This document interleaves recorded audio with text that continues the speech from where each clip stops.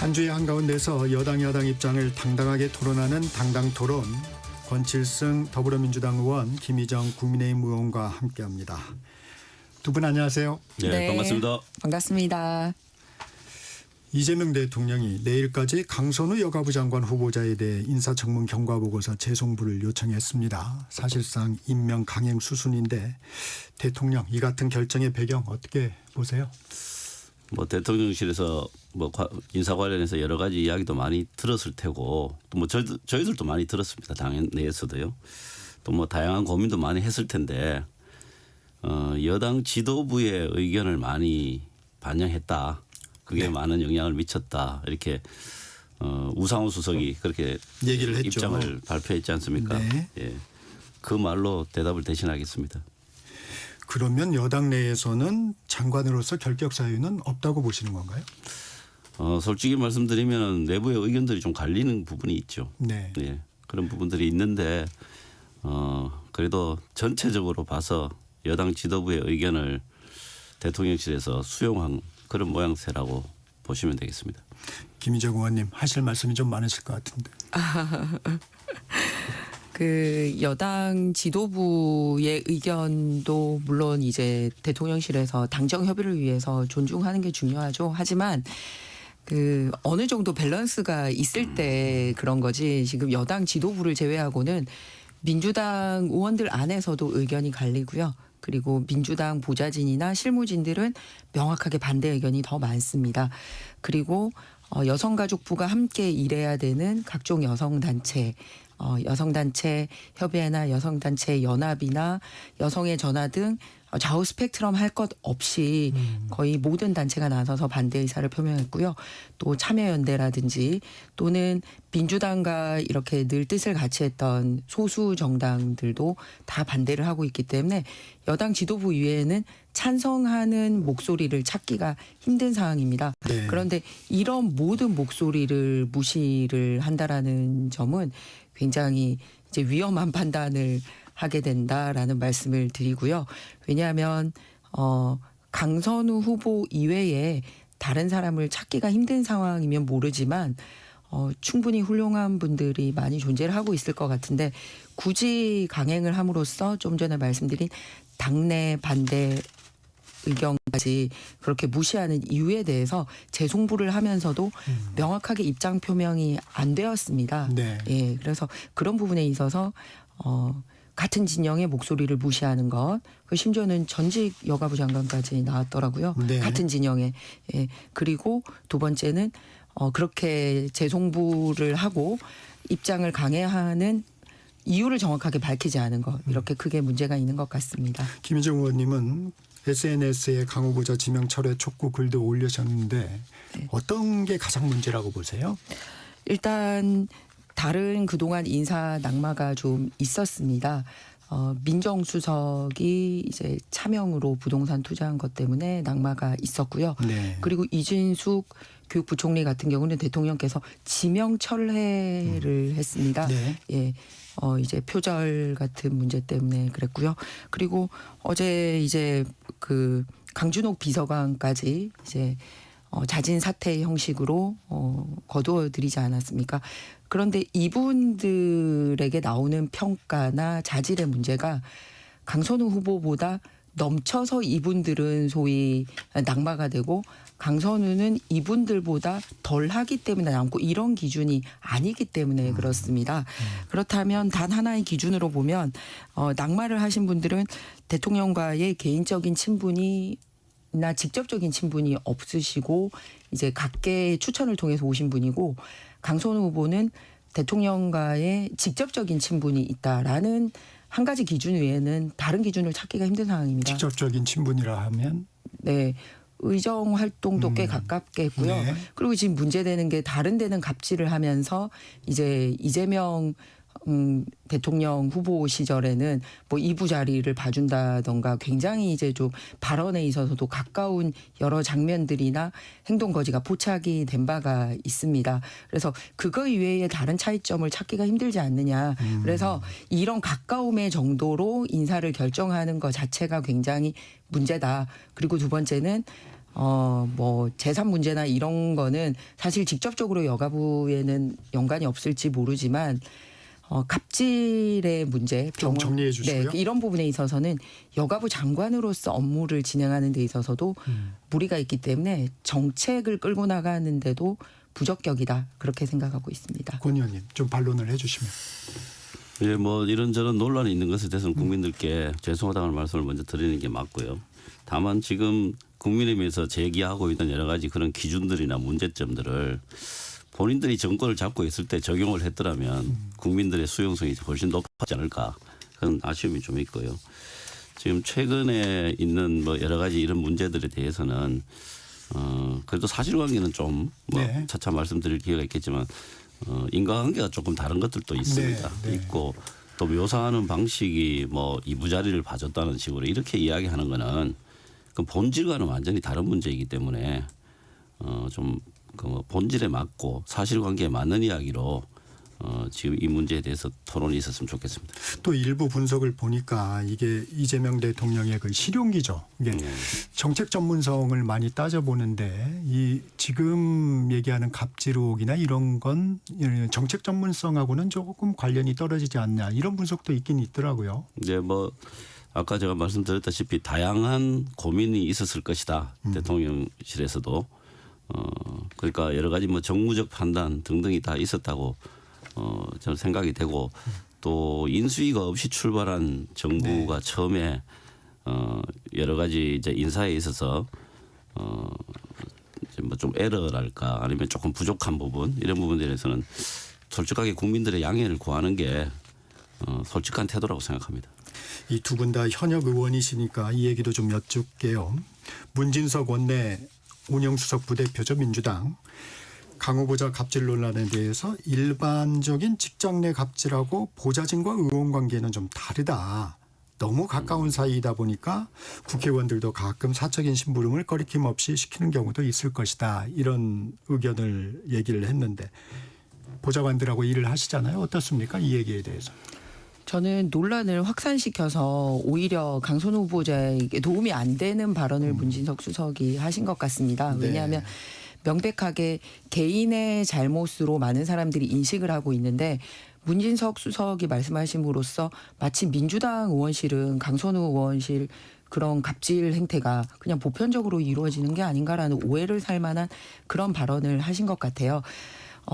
다르지 않습니다. 일반 직장 관계에 있어서나 국회의원 관계에 있어서 다르지 않고요. 오히려 갑질에 대한 부담감은 훨씬 더 클 수가 있습니다. 왜냐하면 그 정무직 공무원이라는 특성상 이 호봉은 높게 책정하는 반면에 언제든지 국회의원이 그 면직을 할 수 있도록 그런 권한을 주고 있습니다. 네. 그러다 보니 훨씬 더 이제 그 목숨줄이 의원들에게 달려 있다라고 봐야 되거든요.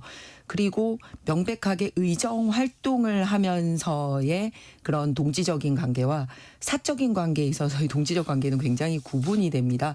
예를 들어서 강선우 후보가 지금 갑질 관계를 했다라고 얘기를 하는 게 야, 우리 의원은 뭐 질의서 쓰느라고 너무 까다로워서 집을 보내지 않아. 뭐 12시를 맨날 넘겨. 뭐 이런 식의 의정 활동과 관련된 갑질이 아니고요. 지금 제가 얘기하는 게 갑질이라는 게 아니고 네네. 그런 예를 들어서 너무 부당한 예를 들어서 노동 착취다 예를 들면 뭐 이런 관계가 아니고 완전히 사적 영역이지 않습니까? 의정 활동과 무관한 사적 쓰레기, 영역이다. 병기 네. 뭐 이런 거는 너무나 사적 영역이기 때문에 그런 영역에 동지라고 얘기를 하고 심부름이고 할 수 있는 영역이라고 얘기를 하는 거는 국회의원과 보좌진의 관계를 국민들에게 오해가 되게 너무 네. 자의적으로 말씀을 하셨다는 겁니다. 네, 권지수 의원님. 이 발언에 대해서는 좀 어떻습니까? 네, 뭐 저도 예전에 보좌관으로 일을 해봤기 때문에요. 네네. 예전에는 이 의원과 보좌관 관계가 지금에 비해서는 훨씬 좀 동지적 관계, 또 좋게 이야기하면 뭐 좀 약간 가족적 분위기 이런 게 사실 있었고 네. 정치적인 어떤 운명이나 이런 걸 같이 하는 경우들이 많았습니다. 그래서 이제 그런 부분들이 좀 뭐 예전에 좀 실제로 있었다고 저는 생각합니다. 그런데 이제 갑질이라고 느끼지 않고 하는 또 그런 사회적 분위기도 있었고 또 관계도 좀 그런 게 있었는데 그 당시에도 그런 거는 상당히 좀 특수한 경우라고 봐야 됩니다. 지금은 이제 사회적 분위기도 많이 바뀌고 달라졌죠. 또 세대도 바뀌었기 때문에 네. 지금에 와서는 이제 그런 걸 일반적으로 이야기한다는 것은 전혀 뭐 경우에 맞지 않습니다. 그런데 문진석 의원이 이제 이 최근의 사태를 이제 해명하는 과정에서 이제 과거 이야기하고 최근의 이야기하고가 좀 섞이면서 네. 전달에 좀 혼선이 있었을 것 같고 봅니다. 그런데 이제 이번 일을 계기로 어떻게 됐든 이 국회에서 국회의원과 보좌관들의 관계가 좀 더 좀 그 바람직한 방향으로 발전하는 그런 계기가 되었으면 좋겠다는 생각을 합니다.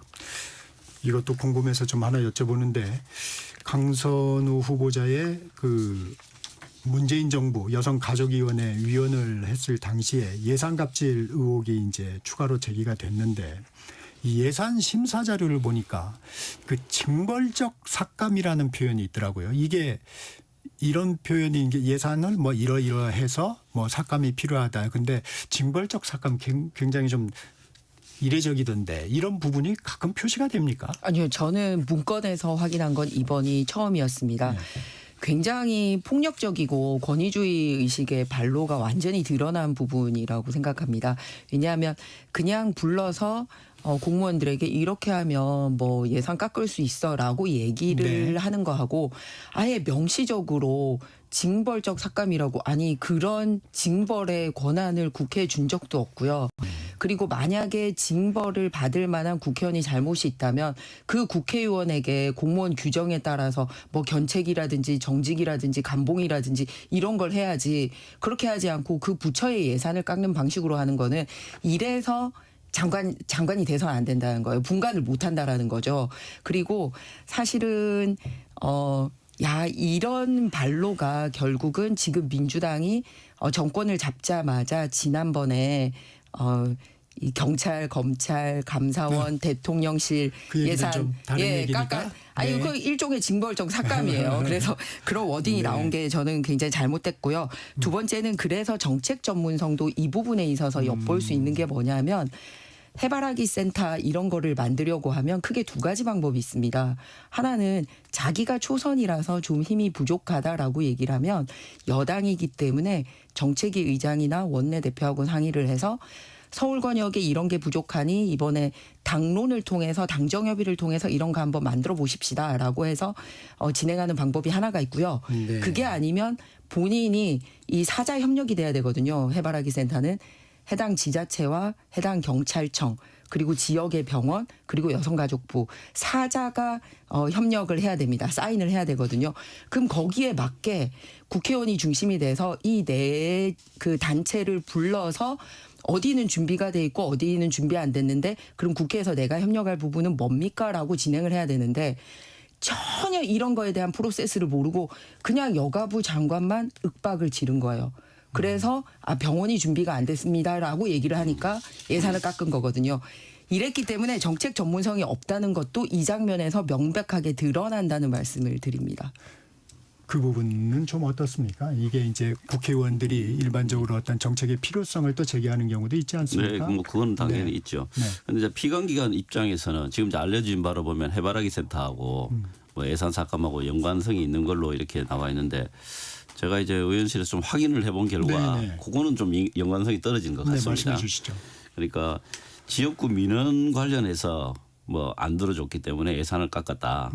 이제 이런 거는 이제 피감기관 입장에서는 이제 그렇게 연관해서 생각할 수가 있지만 그거는 연관관계가 좀 떨어지는 것 같아요. 그 의원실에 확인을 해본 결과. 그런데 그 이제 뭐 문서에서도 나왔다시피 징벌적 삭감이라고 하는 용어 자체는 매우 부적절하다고 생각합니다. 예, 예산 심의 그럼 뭐에 대한 서류에 징벌인지를 밝혀야 되지 않나요? 그 부분은 확인이 안 돼 있는 거죠. 권 의원님, 국민의힘에서 강선우 후보자가 임명된다고 하더라도 장관으로서 인정하지 않겠다는 입장을 밝혔습니다. 이런 공세, 이런 부분은 어떻게 생각하십니까? 그래도 뭐 기본적으로 뭐 이거는 저는 기본적으로 야당에게도 뭐 양해를 좀 구하는 그런 게 좀 필요하다고 생각하고 사실 또 되돌아보면 예전에 윤석열 정부 때 뭐 대통령과 또 영부인과의 어떤 친분 이런 걸로 뭐 내각에 들어왔다가 옛날에 찬찬찬이라는 그런 내각이라는 소리도 들었죠. 원체 부모 찬스들이 많아서 그러니까 그런 것들 좀 되돌아보면서 지금 이제 정권 초기에 일어난 일들이기 때문에 이 부분에 대해서는 뭐 야당의 양해도 좀 구하는 그런 말씀도 드리고 싶습니다. 이 주제는 여기서 좀 정리를 하겠습니다. 이재명 대통령의 대북 송금 의혹 관련 재판 연기가 됐습니다. 대통령에 대해서 진행되던 5개 재판이 모두 중단이 됐는데 이 사안은 어떻게 보셨어요, 김정은 의원님? 일단 그 김용태 전 비대위원장이 대통령 만났을 때 네, 네. 예, 그 재판을 이제 계속 받겠다. 그러면 대통령 퇴임 후에라도 계속 받겠다는 의지를 밝혀달라라고 얘기했는데 거기에 대통령이 답이 없으셨어요. 첫 회동 자리였죠. 네, 맞습니다. 그래서 사실 처음에는 대통령이 당선되신 이후에도 재판을 계속 받는 게 맞다라고 얘기를 했지만 정말 백보양보해서 그러면 임기 후에라도 정확하게 재판을 받겠다라는 거를 밝혀달라고 했거든요. 그런데 그마저도 지금 답을 안 하고 있는 상황입니다. 그래서 저는 대통령께서 명확하게 그래 그러면 나는 국정에 전념을 하니까 그렇지만 5년 뒤에 끝나는 대로 이 중간에 이 관련법을 손대거나 하지 않고 지금 현행법 기준에 맞게 내가 정정당당하게 재판을 받겠어라고 명확하게 해주시거나 또는 법원이 지금 그냥 날짜를 지정하지 않고 일방적으로 5개 재판을 다 그냥 연기를 하고 있어요. 그러면 법원이라도 대통령 임기 종료일이 언제인지 알고 있지 않습니까? 그러면 명확하게 5년 뒤 몇 월 며칠 날 이 재판은 속개된다라고 명확하게 해주든지 양당 간에 정해져야지 대통령직을 재판 회피의 도구로 사용하지 않겠구나. 또는 있으면서 여러 가지 법을 만들어서 처벌받을 수 있는 법을 자꾸 바꾸려고 하는구나라는 그런 국민적인 그 의혹을 불식시킬 수 있지 않을까 이렇게 생각합니다. 네, 권 의원님. 지금 이 법원의 판단은 헌법 규정 자체입니다. 그러니까 여기에 대해서 문제 제기를 한다는 것 자체가 어불성설입니다. 그거는 뭐 정말 그거는 혹세무민이고요.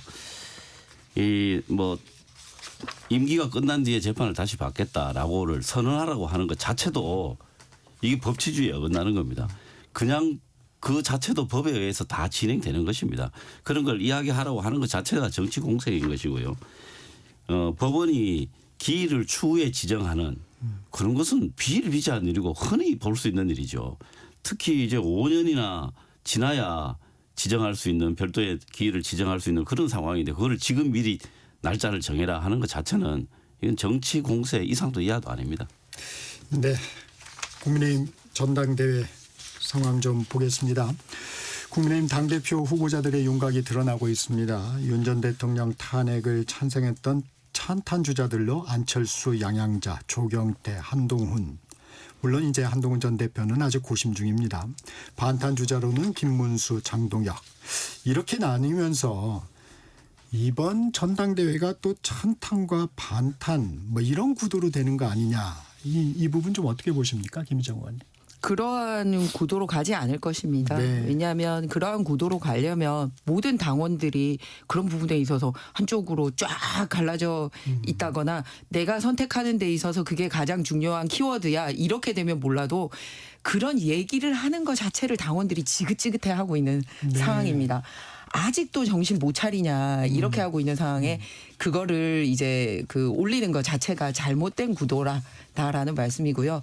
이제 후보 등록이 진행이 되면 어떻게 더 우리 당내 쇄신을 하고 어떻게 통합을 하고 또 전국 정당으로 갈 것인지 그 민생은 우리가 어떻게 더 잘할 것인지 그러면서 비판과 견제의 능력은 누가 제대로 보여줄 것인지 이런 식으로 저는 이 관심의 포커스가 옮겨갈 거라고 생각을 합니다. 이 전한길 씨가 입당 논란이 일면서 이 부분이 더 이제 부각이 되는 것 같아요. 네. 그래서 사실은 몰랐어요. 입당했는지도 몰랐는데 그걸 본인이 밝히지 않았습니까? 그런데다가 보니까 지금 쓰는 그 성함이 실명이 아니더라고요. 네네. 그렇기 때문에 뭐 누가 작정하고 입당을 시켰거나 또는 입당을 했는데 그거를 뭐 알고 있었거나 이런 상황이 아니고요. 완전히 저도 지금 그 페이퍼를 봐야 될 정도로 실명이 다른 이름으로 돼 있더라고요. 그래서 온라인으로 다른 이름으로 들어왔기 때문에 그냥 일반인들과 함께 똑같이 입당 절차가 처리가 된 것 같습니다. 권칠승 의원님, 네. 국민의힘의 상황이지만 전당대회 구도가 다시 그 대선 경선 때처럼 약간 그런 상황으로 가고 있는 부분은 좀 어떻게 보세요? 정확한 지적이십니다. 네. 그러니까 비상계엄 선포 이후에 그때부터 지금까지 국민의힘이 보여온 어떤 그런 행태의 가장 기본적인 기준점이 탄핵 찬성이냐 반대냐입니다. 그게 지금 전당대회를 앞두고도 전혀 조금 더 바뀐 게 없다고 보여지고요. 네.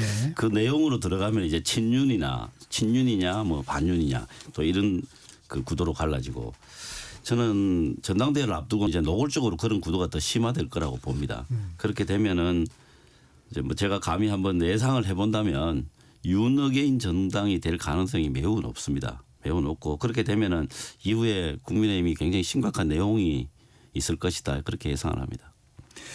이 전한길 씨 입당, 이 전 씨의 행보 이게 좀 변수가 될 수 있다고 보세요?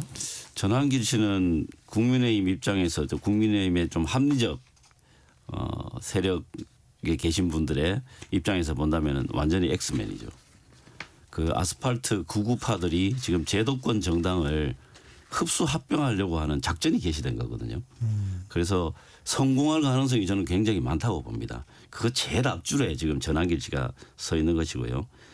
이 극우 성향의 어떤 당원들 그리고 또 일부 조직된 종교단체 등등을 등에 업고 있기 때문에 국민의힘 의원님들 그 또 당원들 중에서는 아마 상당한 위기감이나 위협 뭐 이런 거를 느끼지 않을까. 그래서 이런 식으로 전당대회가 마무리가 되고 새로운 지도부가 들어서면 승복하지 않을 가능성이 아주 많아집니다. 그 승복의 문제가 발생하게 되고 그것 때문에 아까 제가 말씀드린 것처럼 심각한 내용 사태가 올 가능성이 높다고 생각합니다. 이 전한길 씨의 영향력은 어떻게 보세요?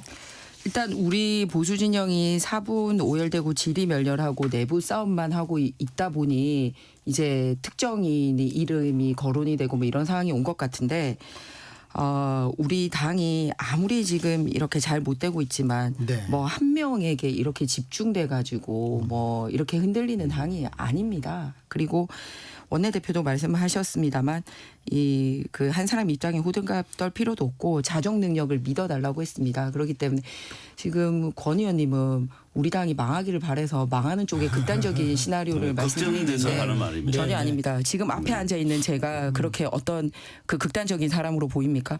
그 일반적으로 어느 한쪽 극단적으로 치주지 않은 일반적인 개혁적이고 상식적이고 또 통합해서 가고 자정하기를 바라는 그렇게 훨씬 더 많은 당원들이 네, 그렇게 존재를 되기를 하고 바랍니다. 있고 그런데 이제 본격적으로 전당대회가 이제 시작이 되면 그런 이 진짜 보수 진영의 건전한 보수 진영이 되기를 바라는 이 저도 바랍니다. 사람들이 네.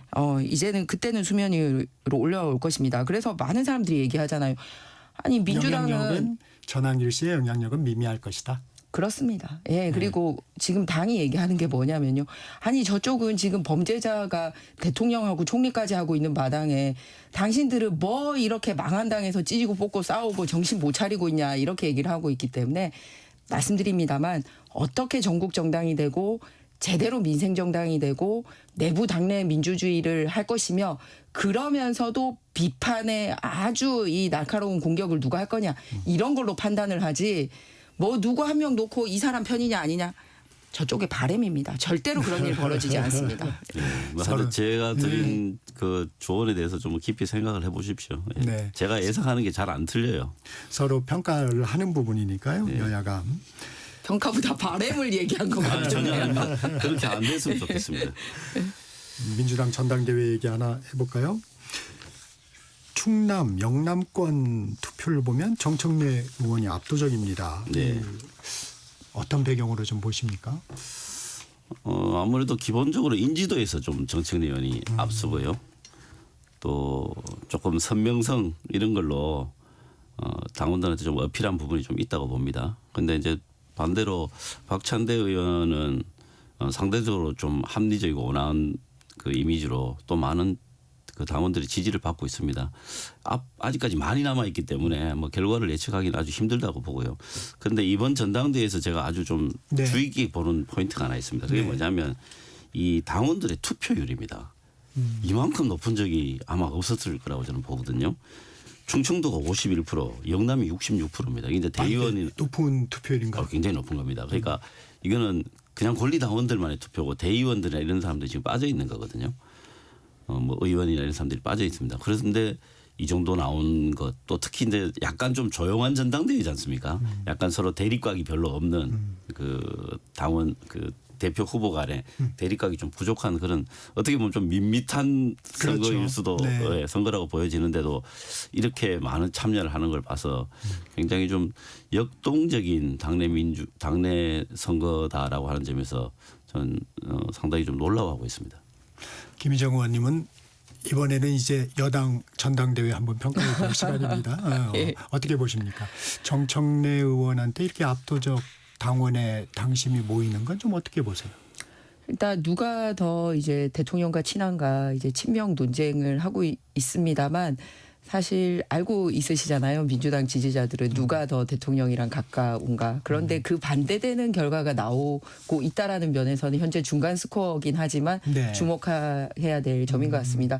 누가 봐도 이제 박찬대 전 원내대표가 지금 현재 대통령과 더 가까운 사이로 알려져 있지 않습니까? 그렇게 그러다 보니 보시는군요. 대통령의 복심인 이제 김용 전 원장이 옥중에서까지 지지 선언을 하는 이렇게 답답해하고 좀 이 지금 현재의 지지율에 대해서 조급해하는 심정이 이렇게 드러나지 않았나라고 생각합니다.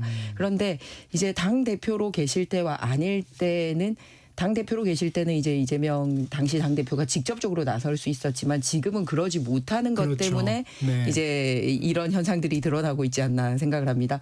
과거에 김민석 당시 최고위원 후보가 별로 순서가 안 좋았는데 이재명 전 대표 한마디에 이제 수석 최고위원으로 쫙 올라오는 그런 재미를 본 적이 있습니다. 그런데 또 국회직에 있어서는 지금 현재 우원식 의장을 밀지 않으셨거든요. 그러다 보니 성공의 기회와 이제 실패의 추억을 다 같이 이제 가지고 있어서 지금은 대통령이다 보니 직접적으로 못 나서서 이런 현상들이 나타나지 않나. 그래서 사실 지금 수혜를 핑계 대고 이 전당대회 날짜까지 조정하는 이런 것까지 벌이고 있지 않나라는 평가들이 이어지고 있습니다. 김희정 의원님 그거 지적해 주셨는데 네. 그 순회 경선 일단 네. 수혜로 인해서 멈추고 통합해서 치르기로 했습니다. 원샷 네, 경선으로 어느 후보한테 유리한 건가요? 저는 뭐 일정을 변경하는 건 수혜 때문에 불가피했다고 보고요. 저는 뭐 일정 자체가 유불리를 준다고는 보지 않습니다. 그렇습니까? 예, 바뀐 일정에 각 후보 캠프가 어떻게 대처하느냐 그거에 의해서 그 유불리가 갈린다고 봅니다. 그러면 특정 후보한테 유리한 건 아니다. 네. 사람을 놓고 얘기하긴 그러지만 네. 항상 1등을 가고 있는 사람은 이게 변동되는 게 싫은 거잖아요. 왜냐하면 그대로 쭉 흐름을 가져가고 싶은 거고 네. 그리고 1등이 아닌 사람은 이 흐름을 끊고 싶은 거잖아요. 네. 그러니까 답은 나와 있지 않습니까? 흐름을 끊었으니까. 이게 또 상대당을 쳐다보니까 또 다른 얘기들이 좀 있네요. 네. 당당 토론 잠시 쉬어가겠습니다. 전격시사 2부 여기서 마치고요. 전하는 말씀 듣고 3부에서 당당 토론 이어가겠습니다.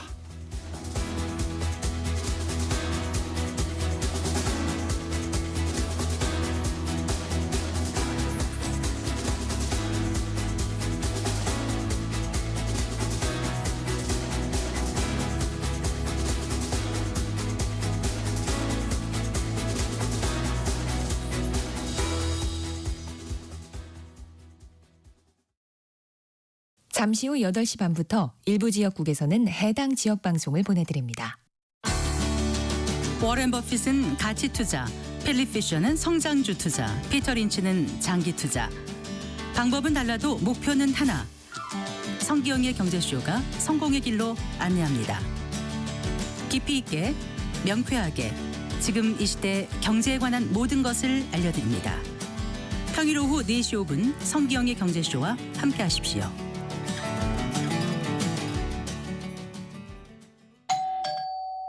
편지 왔습니다.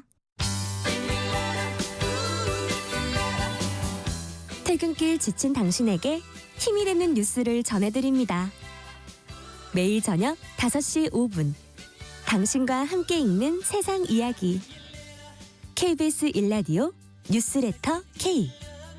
지금 시각은 8시 30분입니다. KBS.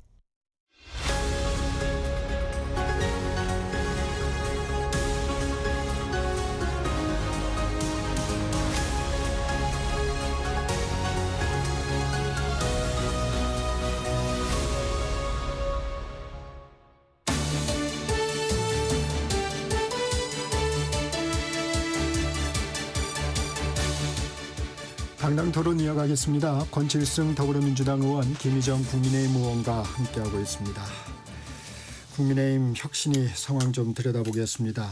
당대표 후보들이 잇따라 출마 선언을 하면서 혁신안이 표류하는 것 같습니다. 오늘 참 의원총회 열리나요, 김희정 의원님? 네, 오늘 본회의가 잡혀 있기 때문에 네, 본회의 안건 관련돼서도 논의를 해야 되고요.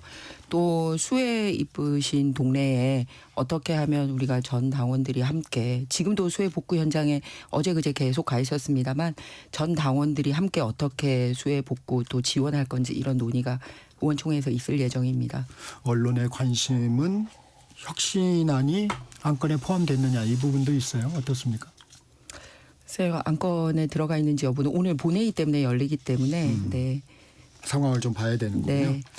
국민의힘 혁신안 민주당에서 지켜보기에는 어떻게 보십니까? 예, 가능할 것으로 보십니까? 그 윤희숙 위원장이 이야기를 했지 않습니까? 혁신안이 지금 다구리를 당한 상황이잖아요. 그래서 혁신안이 이제 매몰되면 저는 뭐 국민의힘이 아주 큰 내부 갈등을 일으키리라고 봅니다.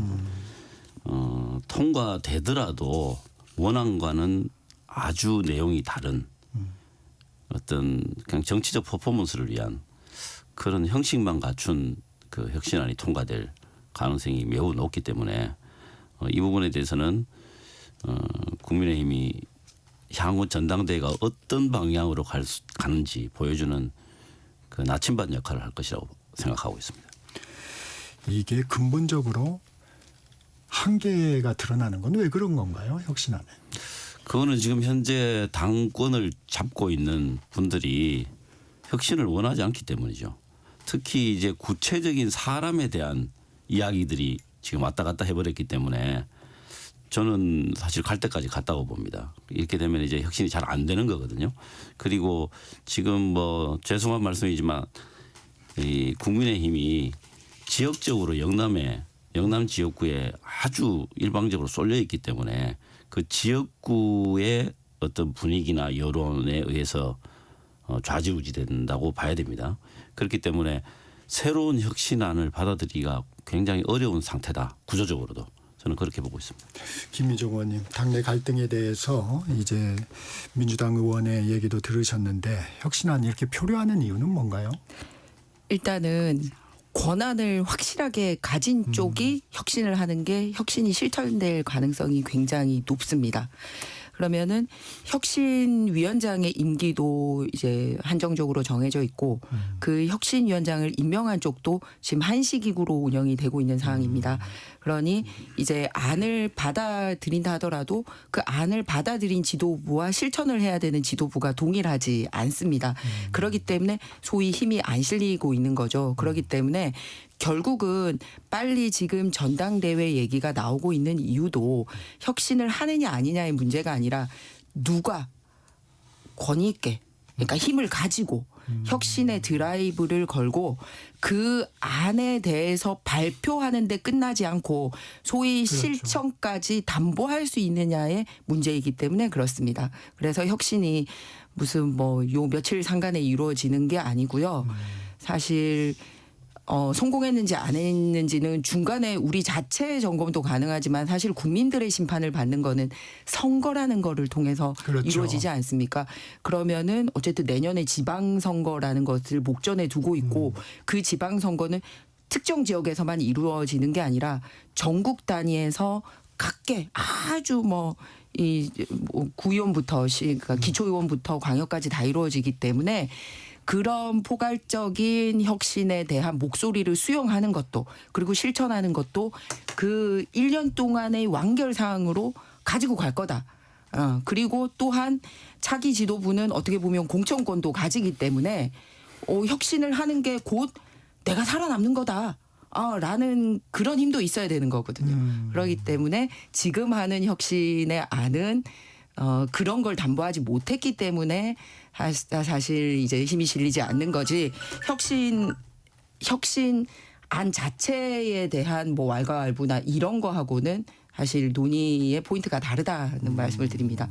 주변에 지금 겪고 있는 어떤 뭐 상황, 그 다음에 책임과 권한 이런 부분이 혁신안을 강하게 추동하지 못하고 있는 상황이다. 네, 그렇습니다. 혁신을 해야지. 그게 나 정치적 운명하고도 관련이 있어. 혁신을 해야지. 뭐 딱 깨놓고 얘기해서 공천도 받을 수 있고 혁신을 해야지 당선도 될 수 있어. 이렇게 돼야지 목숨 걸고 혁신하지 않겠습니까? 국회의원 임기가 3년 남은 것도 그러면 그래서 그런 지적을 받고 있는 게 바로 이런 부분입니다. 뭐냐면 국회의원들이 지금 뭐 누구는 칭찬받고 누구는 욕 듣고 그런 게 아니라 국민의힘 국회의원들 전원이 욕을 먹고 있어요. 근데 그 욕 먹는 근저에는 니들 임기 남았다 이거지. 그러니까 니네 혁신 관심 없는 거지. 이런 이미지를 가지고 있거든요. 그런데 그렇지 않다는 말씀을 드리고 싶은 게 지방선거에서 자신의 지역구에 소위 단체장이든 광역의원이든 지방의원이든 그 평가가 바로 의원들의 그 중간 평가기도 합니다. 그렇기 때문에 본인의 선거가 멀다고 해서 그렇게 뭐 가만히 있을 수 있는 상황이 아닙니다. 그리고 계속 제가 전당대회에서 중요 포인트로 얘기를 하는 게 전국 정당화가 돼야 되거든요. 지금 현재 지방선거는 저희가 지난번에 굉장히 성적이 좋은 상황입니다. 네. 그래서 더 좋아지는 거는 원할 망정. 지금 있는 걸 지키기 위해서라도 그 지역의 목소리를 골고루 들어야 되는 상황이거든요. 그렇기 때문에 혁신이 지금 되고 안 되고의 문제가 아니라 아주 최우선 과제가 돼서 내년까지 계속 될 거다. 말씀드립니다. 이 국민의힘 혁신이 이번에 이제 전당대회 당대표가 중요하다는 얘기 지금 김희정 의원님도 그런 입장을 조금 전달해 주셨는데 전당대회 룰이 당신 80% 그다음에 국민 여론 20%잖아요. 네. 근데 지금 안철수 의원이나 윤희숙 혁신위원장은 국민 여론 100%로 해야 된다. 이런 얘기를 하는데 그 부분 민주당에서 지켜보기에는 가능하다고 보세요? 네, 뭐 제가 반대당에 있으니까 그냥 편하게 네. 말씀을 드릴게요. 네. 일반 여론 100%가 수용될 가능성은 뭐 제로라고 봅니다. 저는. 그렇게 네, 보시면 저는 제로라고 보고요. 이 지금 8대2 당신 80% 여론조사 80%로 하는 이 룰이 유지가 되면 극우 세력들에게 국민의힘이 점령당할 가능성이 매우 높습니다. 그 극우 세력들의 그 머리수 숫자를 또 이용하려고 하는 또 당내 후보들, 당내 후보들이 또 존재하게 되고 그런 사실 연합군이 당권을 잡을 가능성이 아주 많아집니다. 그렇게 되면 아마 국민의힘 내부에 그런 현상을 받아들이지 못하고 반발하는 분들이 분명히 또 생길 겁니다. 그래서 전당대회 자체가 당내 내용을 굉장히 일으킬 가능성이 높다라고 하는 게 제 이제 전망입니다. 그래서 이런 걸 좀 막으려면은 100%까지는 안 되더라도 어쨌든 뭐 최소 5대5라도 이 룰을 바꾸는 변화가 있어야 된다. 그렇지 않으면은 이후에 승복의 문제에 있어서 큰 걸림돌을 장애물을 만나게 될 것이다. 그렇게 봅니다. 김희정 의원님은 개인적으로 이 비율을 좀 조정하는 문제에 대해서는 어떻게 생각하세요? 일단 현재는 전당대회 선거관리위원회에서 룰을 발표를 하고 이미 이제 그 진행이 되고 있는 상황입니다. 그렇기 때문에 이번 전당대회에 대해서는 이제 룰이 세팅이 됐다는 말씀을 드리고요.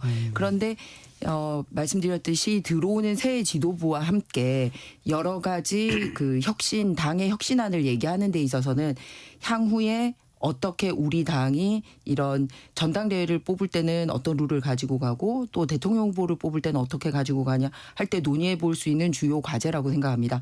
그런데 저는 민주당에 대묻고 싶습니다. 민주당은 그럼 100% 하는 줄 아세요? 아닙니다. 민주당도 7대 3입니다. 민주당도 당원이 7이고요.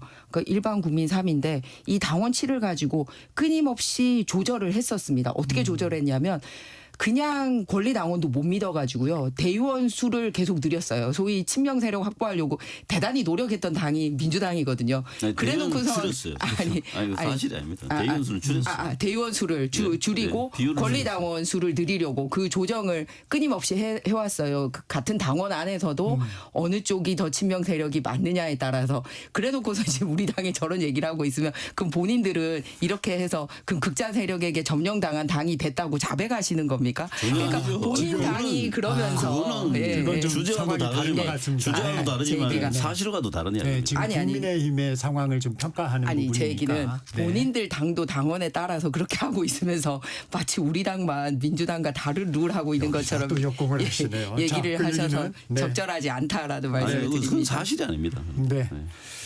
충분히 전달이 됐으리라고 믿고요. 특검 얘기 좀 해보겠습니다. 윤 전 대통령이 옥중 메시지를 발표했습니다. 정치 탄압이 나 하나로 족하다라는 메시지였는데 무슨 뜻인가요?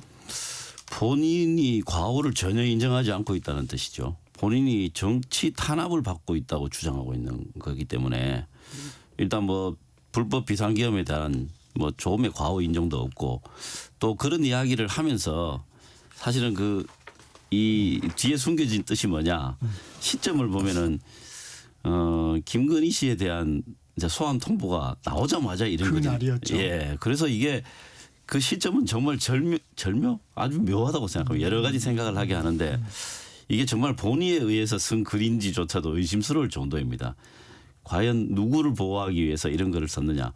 부하들을 보호하기 위한 이야기를 이제 무슨 양념처럼 쭉 썼는데 그러면 진작 이야기를 했었어야죠. 그동안에 수많은 나날과 기회들이 있었는데 그때 이야기를 하는 게 맞았지. 지금 와서 이런 이야기를 한다는 것 자체는 김건희 씨를 보호하기 위한 거기에서 뭔가 판도라의 상자가 열리면 훨씬 더 심각한 이야기들이 나올 수 있다라고 하는 그런 것밖에 생각이 되지 않고요. 지금 특히 특검 중에서 저는 내란 특검보다도 네. 김건희 특검이 진짜 점이 가경입니다. 지금 뭐 16가지 정도의 갈래로 네. 지금 뭐 수사가 있다고 하니까요. 네. 이런 부분들을 사전에 좀 덮기 위한 그런 정치적인 뭐 술수일 수도 있고 우선은 뭐 저는 본인의 생각으로 쓴 건지 그 자체부터가 의심스럽습니다. 김희정 의원님, 비상계엄이 올바른 결단이었는지는 결국 역사가 심판할 몫이다. 정당한 명령을 따랐던 군인 공직자들이 고초를 겪고 있다. 메시지에서 이제 이런 내용들이 있는데 이번 메시지 좀 어떻게 들으셨어요? 일단 시기적으로도 권 의원님 말씀하셨듯이 정말 좀 늦은 감이 없잖아 있는 것 같습니다. 사실 이 1년에 이런 일들이 터졌을 때 최고의 결정권자로서 보다 당당하고 책임 있는 모습을 아주 명확하게 국민들에게 보여줬으면 훨씬 더 좋지 않았을까라고 생각합니다. 하지만 늦게라도 저 하나로 족하다라고 나온 거는 그나마 다행이라고 생각을 합니다. 그리고 그리고 정당한 명령을 따랐던 군인 공직자들이 고초를 겪는다. 이 멘트에 대한 좀 평가를 하시는 네, 거군요. 그러니까 그 부분에 대해서 이제 어쨌든 자신의 명령을 따랐던 사람 그리고 국민을 위해 헌신한 한평생 국가와 국민을 위해 헌신한 이들의 명예를 더럽히고 그들의 삶을 훼손하는 부당한 탄압을 즉각 중단하길 바란다. 이런 부분에 있어서는 본인 이외에 다른 그 직에 있었기 때문에 이제 이런 일을 할 수밖에 없었던 사람들에 대해서는 이제 자기가 책임지겠다라고 하는 부분은 네. 저는 이제라도 대통령이 책임지겠다는 의미로 보이기 때문에 네. 좋게 생각합니다. 그런데 비상계엄에 대해서 아직까지도 해석의 여지가 있는 말을 남긴 부분에 대해서는 부적절했다고 생각합니다. 비상계엄은 절대적으로 잘못된 것입니다. 그 김건희 여사 소환 통보일이 이제 정해졌는데 김건희 여사는 특검의 수사 윤 전 대통령처럼 좀 이 신경전이 벌어질까요? 협조를 잘 할까요? 어떻게 보십니까? 일단은 지금 수사 협조하는 걸로 언론에 나오고 있는데 특검 쪽도 그리고 여사 쪽도 이런 중간 과정을 가지고 뉴스가 나오게 해서 국민들을 더 이상 피곤하게 해서는 안 된다고 생각합니다. 양쪽 모두 정해진 법과 절차에 따라서 올바르게 진실 규명이 될 수 있도록 그리고 그걸 가지고 정치적으로 뭐 활용을 하거나 하지 않고 그렇게 했으면 하는 바람입니다. 네, 여기까지 듣겠습니다. 당당 토론 권칠승 더불어민주당 의원, 김희정 국민의힘 의원과 함께했습니다. 고맙습니다. 네, 수고하셨습니다. 네, 좋은 하루 수고하셨습니다. 되세요.